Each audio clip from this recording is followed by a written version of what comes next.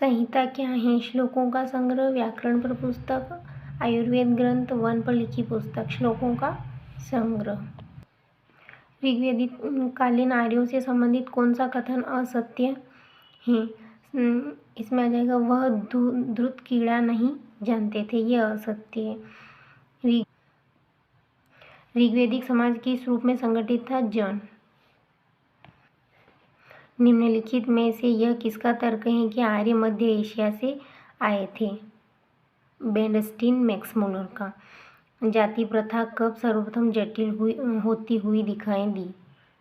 उत्तर वैदिक युग में। ऋग्वैदिक युग में निम्नलिखित में से कौन सा मनोरंजन का एक साधन नहीं था? नौका दौड़। उत्तर वैदिक काल में स्त्रियों की स्थिति के संबंध में कौन सा कथन सही नहीं है? उन्हें शिक्षा प्राप्ति का अधिकार नहीं था। ऋग्वैदिक समाज में राजसत्ता के विकास के पीछे मूल कारण क्या था? पैतृक संगठन, नए प्रदेशों को जीतने की इच्छा, युद्ध का दबाव, समाज को एक संगठन प्रदान करने की इच्छा। युद्ध का दबाव। निम्नलिखित में से कौन सा ग्रंथ पुराण है? श्रीमद्भागवत। राजा के निर्वाचन से संबंधित सूक्त पाए जाते हैं ऋग्वेद में।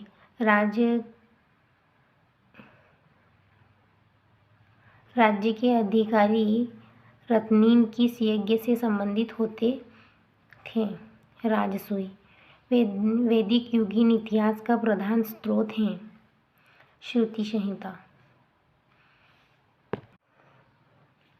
वैदिक युग में राजा के पश्चात महत्वपूर्ण अधिकारी थे पुरोहित। किस पुराण में कहा गया है वह देश जो समुद्र के उत्तर व हिमाच्छादित पर्वतों के दक्षिण में है भारत कहलाता है, यहाँ भारत के वंशज रहते हैं?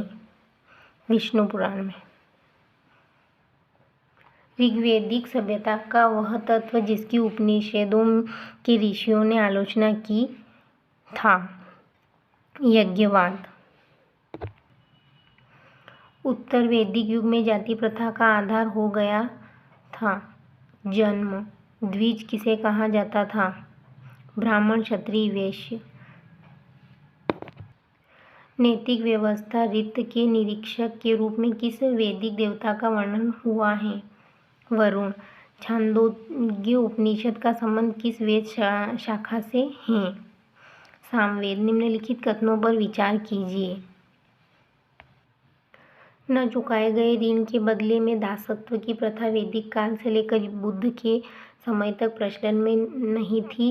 वैदिक काल में ऊंची जातियों की स्त्रियों को पति की मृत्यु के उपरांत न तो संपत्ति धारण करने का अधिकार था, न ही पुनर्विवाह का अधिकार था। इस उपरोक्त कथनों में से कौन सा सही है? तो इसका फोर्थ वाला है, न तो ए सही है और न ही बी सही है। निम्नलिखित कथनों पर विचार कीजिए। ऋग्वेद में राजा द्वारा की जाने वाली न्यायिक प्रक्रिया का विस्तृत विवरण मिलता है। अथर्ववेद में वस्त्रों, दूर्ष तथा बकरी की खाल अर्जिन का व्यापारिक वस्तुओं के रूप में उल्लेख मिलता है। उपरोक्त कथनों में से कौन सा सही है? तो केवल बी वाला सही है। कठ उपनिषद निम्न में से किस एक से संबंधित है? यजुर्वेद से। निम्नलिखित में से किस एक में सर्वप्रथम गोत्र शब्द का प्रयोग कुल, क्लैन के अर्थ में किया गया? अथर्ववेद में।